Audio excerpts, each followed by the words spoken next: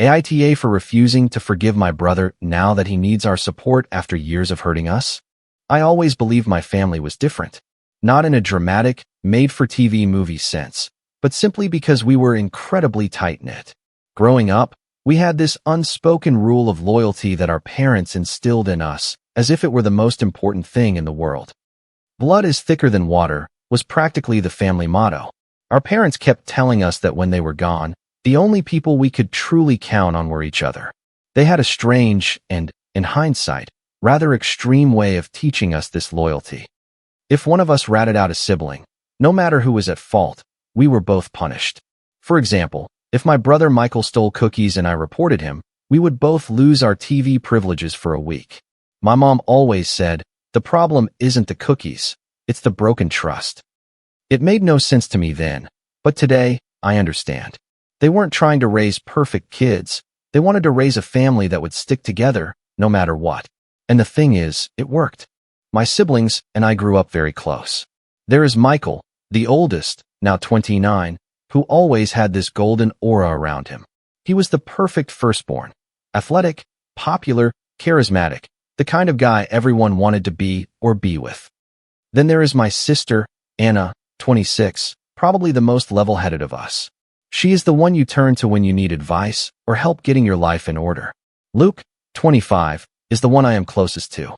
He is quiet, but not shy, just more thoughtful and observant. And then there is me, the baby of the family, 22, who probably knows way too much about everyone's drama because I am the one they all confide in. Among us, it was Luke who had the most to prove.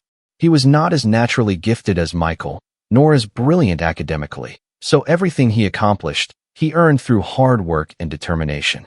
Where Michael breezed through life effortlessly, Luke had to fight to be noticed. That is undoubtedly why we were so close. I saw how hard he worked, and I respected him enormously for it. Michael was just Michael. You know the type, the star quarterback who dates the head cheerleader and still aces his calculus exams. Even as a kid, he had this confidence, acting like he was destined for great things. People were drawn to him, and he loved the attention. But while everyone saw him as perfect, we knew he could be selfish. Not mean, just careless. He would take the last slice of pizza without asking or borrow your car and bring it back on empty. Little things that, when they added up, started to weigh on you. But because it was Michael, no one ever called him on it. Our parents clearly played favorites, even if they did not do it intentionally. Michael could do no wrong in their eyes. If he got in trouble at school, it was the teacher's fault for not understanding him. If he slacked off on his chores, it was because he was exhausted after football practice.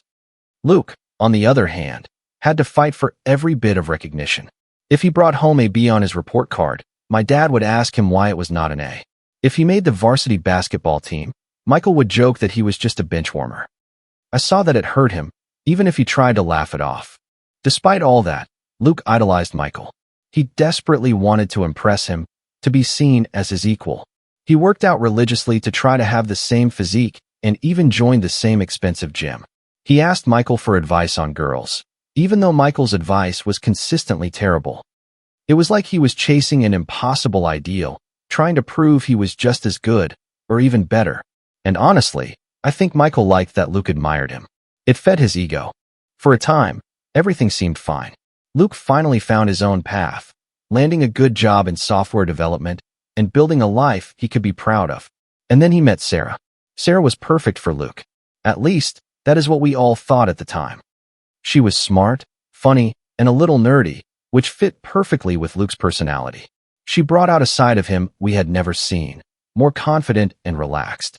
When he proposed to her after 2 years of dating, we were all thrilled. He was the first of us to get engaged, and it felt like an important milestone for the whole family. Even Michael seemed genuinely happy for him, which, looking back, should have been my first red flag. In hindsight, there were signs. Michael and Sarah got along a little too well. At first, it seemed harmless. Sarah was bubbly and sociable, and Michael was charming as always.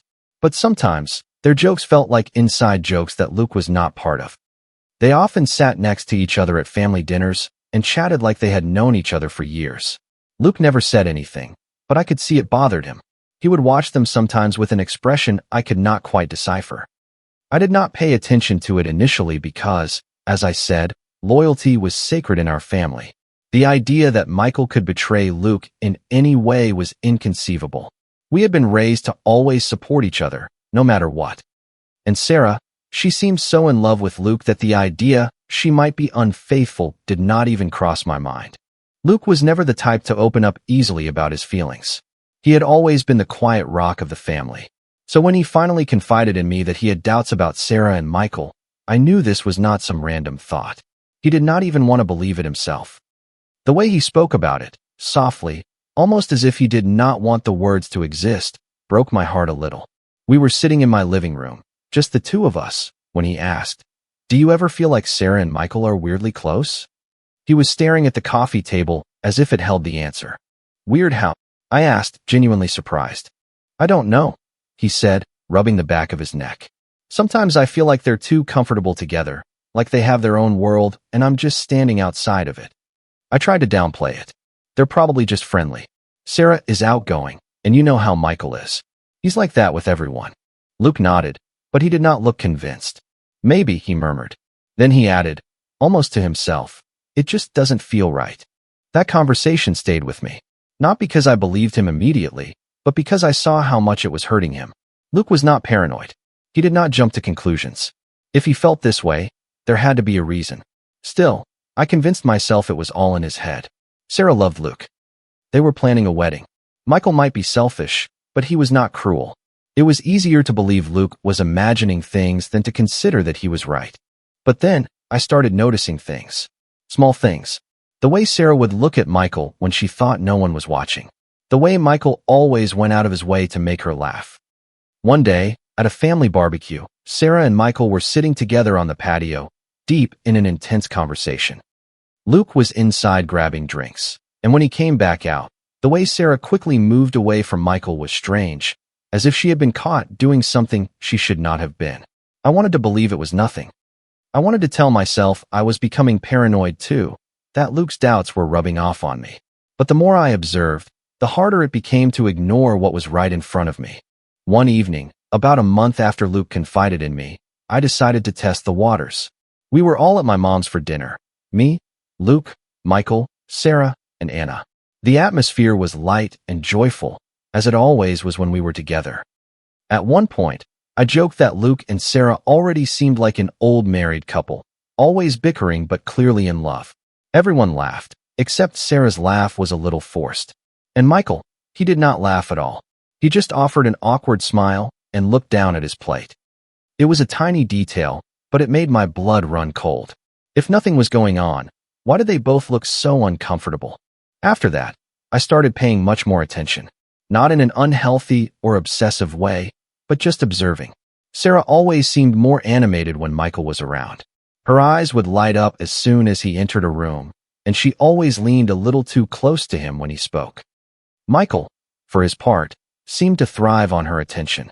He teased her in a way that felt less like a future brother-in-law and more like something else entirely. One night, I caught Michael looking at Sarah in a way that made my stomach turn. It was not a friendly look, nor a casual one. It was a look full of longing. I remember thinking, no, I'm imagining things. But deep down, I was not so sure. I tried to talk to Luke about it again, but he cut me off. "I don't want to talk about it," he said sharply. "I'm probably just being stupid." "You're not stupid," I told him. "If something feels off to you, you should trust your gut." Luke just shook his head. "Even if I'm right, what am I supposed to do? Confront them? What if it's nothing and I look like a possessive idiot?" He paused, then added in a lower voice, "And what if it really is something and I lose everything?" I had no answer. What could he do? Confronting them would blow up his entire life. Ignoring the situation was eating him up inside. He was stuck in this limbo, doubting both himself and the two people he loved most. I did not know how to help him. All I could do was be there for him and hope it was all a huge misunderstanding. But the more I watched, the less I believed it was. The final confirmation for me happened at another family gathering about 2 weeks before everything imploded. We were playing charades, and it was Sarah's turn. She was trying to act something out, probably a movie, and Michael kept shouting out guesses. He was laughing, and the energy between them was intimate, as if they were the only two people in the room. Luke was sitting next to me, his jaw so tight I thought he might crack a tooth. When the round was over, he got up and went to the bathroom. He did not come back for a long time. That night, I could not get the way Sarah and Michael interacted out of my head. It was not just friendly. It was not even overtly flirtatious. It was familiar, as if they knew each other in a way they never should have. I wanted to believe I was wrong, but deep down, I knew that was not the case. And I think Luke knew it too. In retrospect, I wish I had spoken up sooner. Maybe things would have happened differently. Maybe I could have spared Luke some of the pain that was coming for him. But at that moment, I was too afraid to rock the boat, too afraid to face the truth. And yet, the truth ended up exploding anyway. The day everything was revealed started like any other. I was not even home when it happened. I got a call from Luke in the middle of the night. His voice was trembling in a way I had never heard before. He was not even speaking clearly at first. The words were jumbled, and I could feel through the phone how completely broken he was. All I could make out were the words Sarah, Michael, and cheating. When I got to his apartment, he was sitting on the couch with his head in his hands, looking like he had been hit by a truck. An empty beer bottle was on the floor, and his phone was face down on the coffee table as if it, too, had betrayed him. When he finally looked up at me, his eyes were red and swollen, and it was obvious he had been crying for hours. "She's gone," he said in a hoarse voice. "What do you mean she's gone? Where did she go?" I asked, trying to understand. "To Michael's." He spat the name as if it physically hurt him. She said she's in love with him, that she always has been. I felt like all the air had been sucked out of the room. I sat down next to him, in shock. I did not even know what to say. This was not a simple argument or a breakup. This was our brother. The same guy who was supposed to have Luke's back, no matter what. The one we had all trusted implicitly since childhood. How could he have done this? "She told me they've been seeing each other for months," Luke continued, his voice cracking. "Months. While we were planning the wedding, while I believed she loved me. I did not even realize I was crying until a tear rolled down my cheek. I did not know who I was crying for more. For Luke, who did not deserve this, or for my family, which I now realized was crumbling before my very eyes." Luke's phone vibrated, and we both stared at it like it was a ticking bomb. He did not pick it up, but I saw the name on the screen. "Michael." "He keeps calling," Luke said, his voice hardening. "What does he want? To apologize? To explain?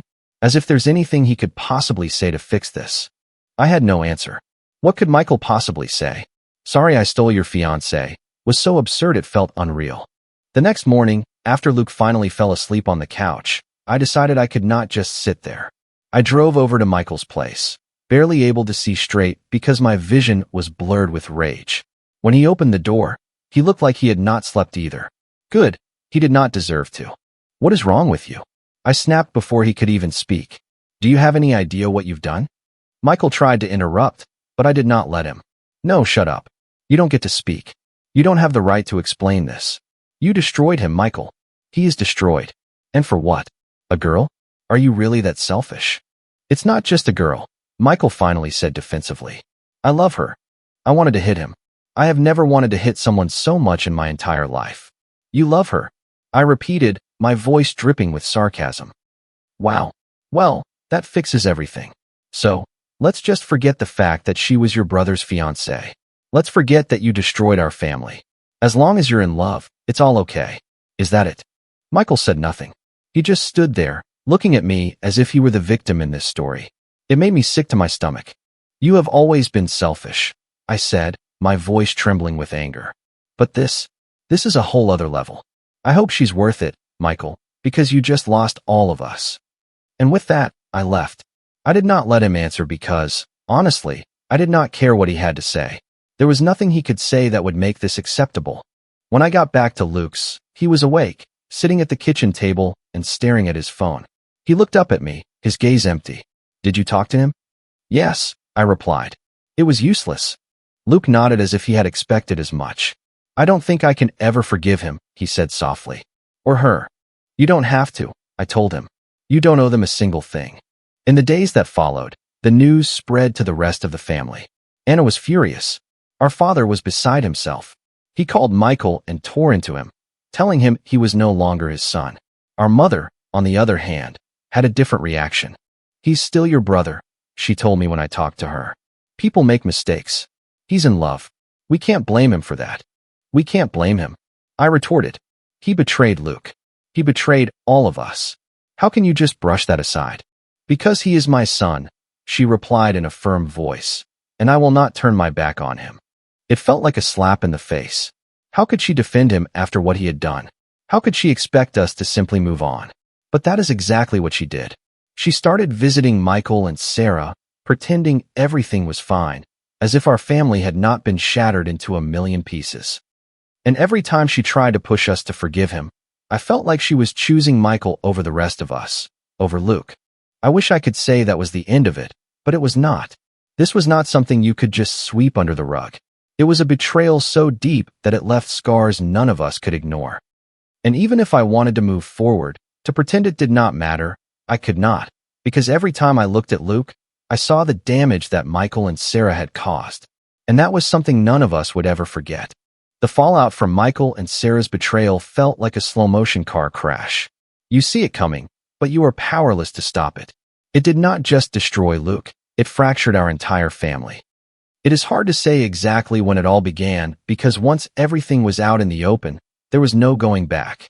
After that night, Luke was just a shadow of his former self. He stayed at my apartment for a while because he could not stand being in the house he had once shared with Sarah. Every detail reminded him of her. The photos on the wall, the coffee mugs they bought together, the dumb TV shows they used to binge watch. He told me one day that the silence was the worst part, that her absence made more noise than her presence ever had. I had never seen Luke in this state. He had always been the rock, the one who took everything in stride. But now, he looked completely lost. He stopped going to the gym, stopped taking care of himself, and barely ate. I tried to get him to go out, even just for a walk around the block, but he had no interest. He would just sit on my couch, staring at the TV without really watching it, while his phone buzzed on the table. Michael kept calling. At first, Luke ignored the calls, then he finally blocked his number. That did not stop Michael, though. He sent emails, texts from unknown numbers, and even messages through mutual friends. He said he wanted to talk, to explain, but Luke refused. What is there to explain? He said one day, his voice full of bitterness. He wanted her, so he took her. End of story. Our dad was just as angry as Luke, but he expressed it differently. He completely cut ties with Michael. For him, what Michael had done was not just a betrayal. It was a fundamental flaw in his character, something unforgivable. He called me after learning the truth and told me, "That boy is no longer my son." I could hear the pain in his voice, even as he tried to sound tough.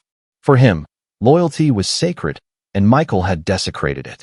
But my mom, she was a whole other story. She could not bring herself to cut Michael out of her life, no matter how much he had hurt us. "He is still my son," she would repeat, as if that was enough to excuse everything. She started visiting Michael and Sarah at their new place, pretending that what they had done was not the giant elephant in the room. Every time I tried to talk to her about it, she would brush it aside. "You don't understand," she would say. "He made a mistake, but he is still family." The worst part was not just that she had forgiven Michael. It was that she expected us to do the same. She constantly pushed Luke to talk to him, going so far as to invite Michael over without warning Luke. I still remember the day Luke found out. Mom had organized a family dinner, pretending it was just a normal get-together. Luke agreed to come because he thought it would only be me, Anna, and our parents. But when he walked in and saw Michael sitting at the table, he froze. The tension in the room was suffocating. Luke did not say a word. He just turned around and walked out. I followed him outside, where he was pacing back and forth, his fists clenched. "Why would she do that?" he asked, his voice shaking with anger. "Why would she think that's okay?" I had no answer. All I could do was tell him what I knew he needed to hear, that he was not crazy, that he was not overreacting, and that he had every right to cut Michael out of his life if that was what he needed to do to heal. After that incident, Luke stopped all contact with Mom. It was not a dramatic decision. There was no big fight or tearful goodbye. He simply stopped answering her calls. I think it hurt him more than he let on, but he could no longer stand her constant attempts to force a reconciliation with Michael. It was as if she refused to understand that some things cannot be fixed. Anna handled the situation differently. She was furious, but in her calm, measured way. She told Michael exactly what she thought of him during one particularly scathing phone call. Then she blocked his number. She continued to talk to Mom, but their relationship became strained. Every time Mom brought up Michael, Anna would cut her off sharply. "He is dead to me," she told her one day. "Stop trying to bring him back." As for me, I was caught somewhere in the middle. I could not forgive Michael, but I also could not completely cut ties with my mom, even though her attitude felt like a betrayal in itself. She constantly tried to play mediator, but she only made things worse. At one point, she even suggested we all go to family therapy together. Her, Luke, Michael, and me. "We need to fix this," she said, as if our family was a broken appliance. "Fix what?" I retorted dryly. "Luke doesn't need therapy with Michael. Michael needs to take a long, hard look in the mirror and understand that he is the problem." She never brought up that idea again. The final nail in the coffin was the announcement of Michael and Sarah's engagement. I do not know what I expected. Of course, they were going to get married, but receiving their save-the-date card in my mailbox still felt like a punch to the gut. They had the audacity to send one to each of us, as if they genuinely thought we would come and celebrate their love story. I did not tell Luke about the invitation right away because I knew how much it would hurt him. But he found out anyway when Mom mentioned it during one of their rare, strained phone calls. She told me I should go. Luke told me later that it was time to move on. Can you believe it? Unfortunately, yes. Mom had been saying the same thing to Anna and me for months. "Family is family," she would repeat, as if that magical phrase should fix everything. None of us went to the wedding. Not me, not Luke, not Anna, and certainly not our dad. Mom went, of course. She even posted photos on Facebook, smiling as if everything was perfectly fine. When I saw them, I felt like I did not recognize my own mother anymore. In the end, the consequences were not just about Michael and Sarah. They were about the cracks they had exposed in our family's foundation, the loyalty we thought we had, which was perhaps just an illusion all along. Michael's betrayal was the spark, but Mom's refusal to acknowledge the damage was the fuel that made the fire burn everything down. And now, nothing felt the same. After Michael and Sarah's wedding, the family rift became official. It was not like we held a meeting or made a solemn declaration. It just happened, organically, like a crack spreading through the foundation of a house. The damage was done, and there was no going back. Michael and Sarah started their new life, and the rest of us tried to figure out how to move forward with what was left of ours. Luke obviously had the hardest time. He rarely spoke about how he felt, but you could see the weight he carried. He was not the same person. Before, he was motivated, confident, and ready to take on anything. Now, he seemed to be just going through the motions. Work, sleep, repeat. He no longer talked about the future, no longer mentioned the things that used to excite him. It was as if a part of him had been torn away, and he did not know how to get it back. We all adapted in our own ways. Dad became colder, more distant. He was never one to be overly expressive with his emotions, but after Michael's betrayal, it was like he had built an even higher wall around himself.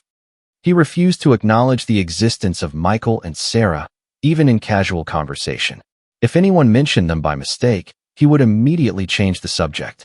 For him, they no longer existed. Period.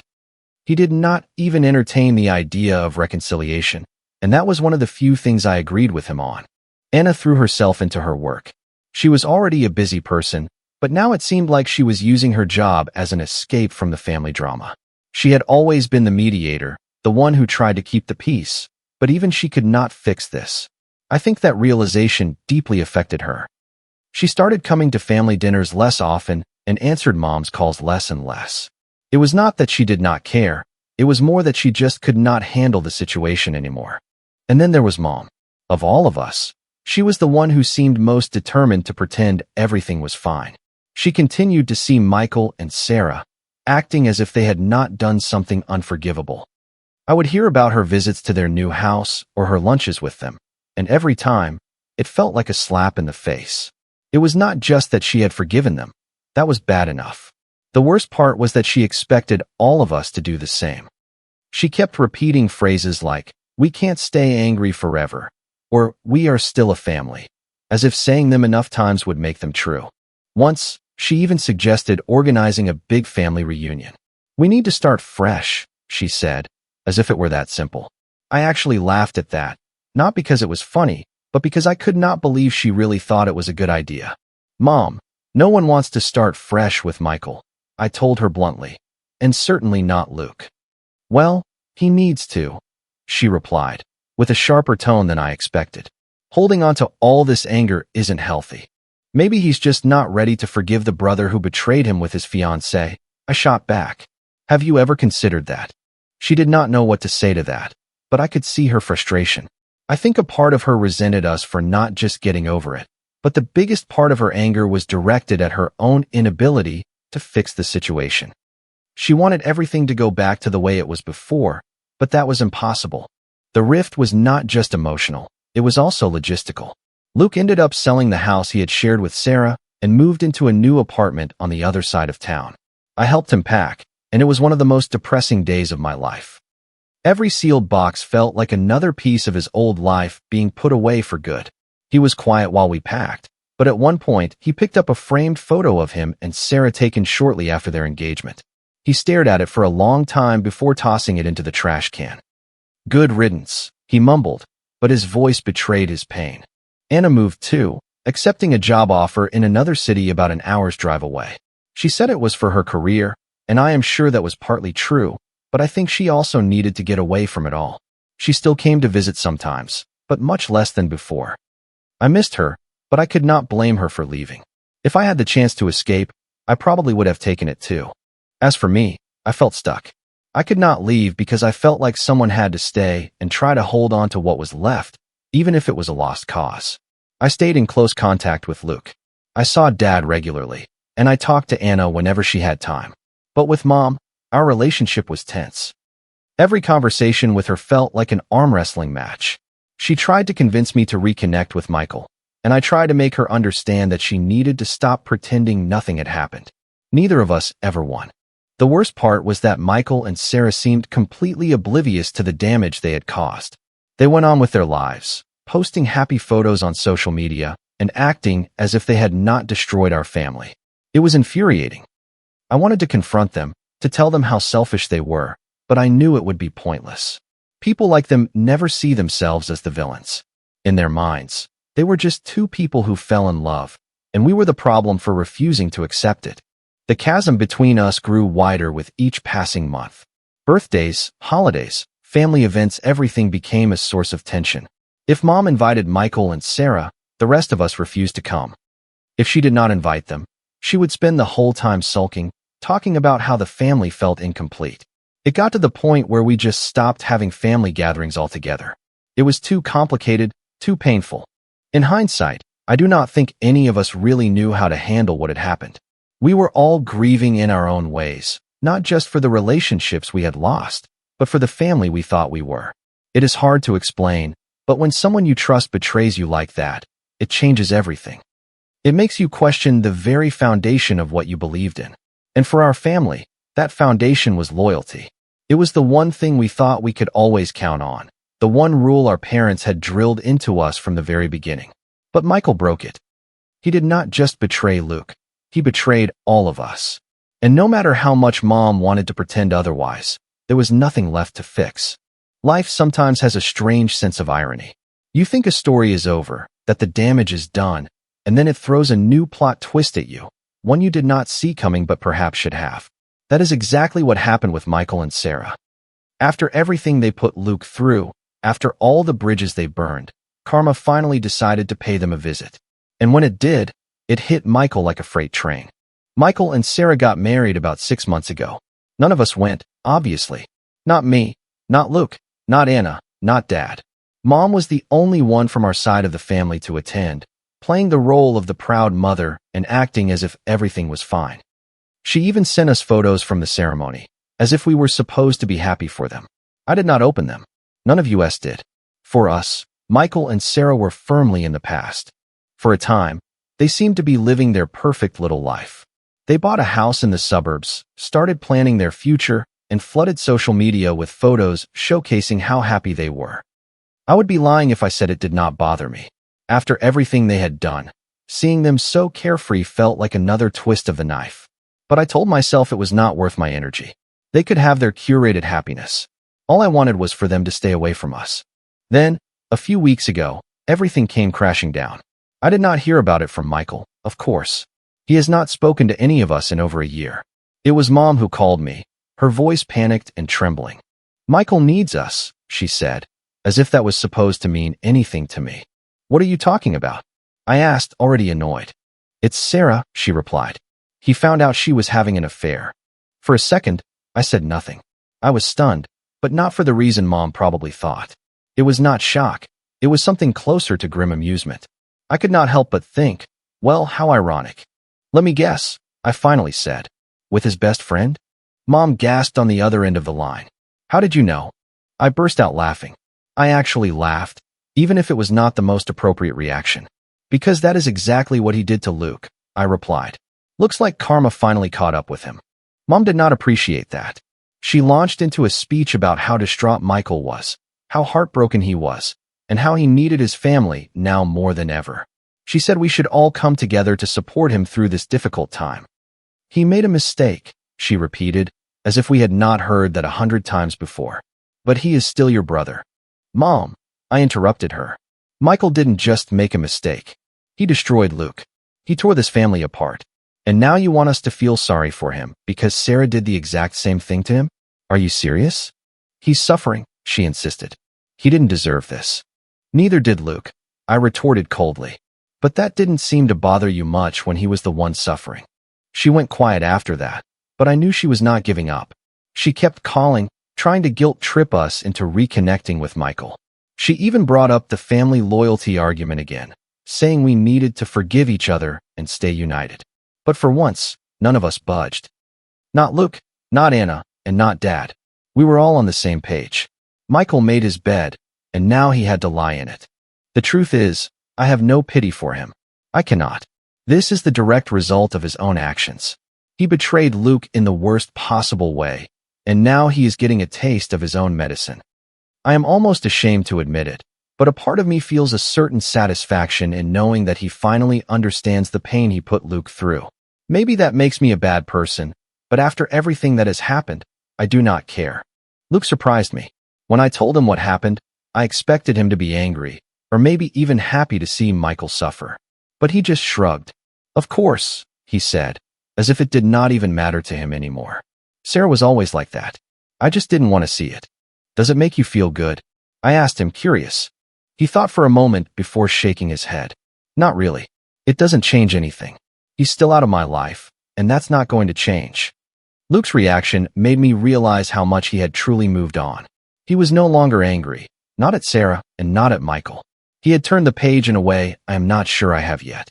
For him, this was not about revenge or karma. It was just another chapter in a story he had already closed. Anna, on the other hand, had a lot more to say. Good for him, she declared when I told her. I hope it hurts just as much as it hurt Luke. Mom wants us to support him, I added, rolling my eyes. Anna let out a sharp laugh. Yeah, right. That's not happening. If Mom wants to coddle him, that's her choice, but she shouldn't count on me. And then there is Dad. He did not say much about it, but I could tell he had no intention of riding to the rescue. When I brought it up, he just shook his head and said, that boy made his choices. Now he has to live with the consequences. For the first time in a long time, we were all in complete agreement. Michael deserves neither our sympathy nor our support. He made his bed the day he chose Sarah over his own brother, over his family. He cannot expect us to come running back now that things have not worked out for him. Life does not work that way. So no, I will not support Michael. None of us will. And honestly, I think that is exactly how it should be. He made his choices, and now he is suffering the consequences. It is no longer our problem. As far as I am concerned, my family is Luke, Anna, Dad, and me. The rest of them can figure it out on their own. Comment. Sometimes the hardest part of growing up is realizing that shared DNA does not automatically guarantee loyalty or respect. We often feel pressured to keep the peace for the sake of others, but true peace comes from protecting your own mental well-being first. Forgiveness is a beautiful thing, but remember that it is a gift you give yourself to heal, not a free pass for someone else's bad behavior. It is easy to get caught up in anger when we are wronged, yet life usually has a way of balancing the scales on its own. The most powerful thing you can do after a betrayal is not to seek revenge. It is to rebuild your life and find happiness without the people who hurt you. You never have to set yourself on fire just to keep someone else warm. especially if they would not do the same for you. Walking away from toxic relationships is not about holding a grudge. It is about having enough self-respect to know what you deserve. Surround yourself with people who choose you every single day, not just when it is convenient for them. I hope this story reminds you that while you cannot control how others treat you, you always have the power to decide who gets access to your energy.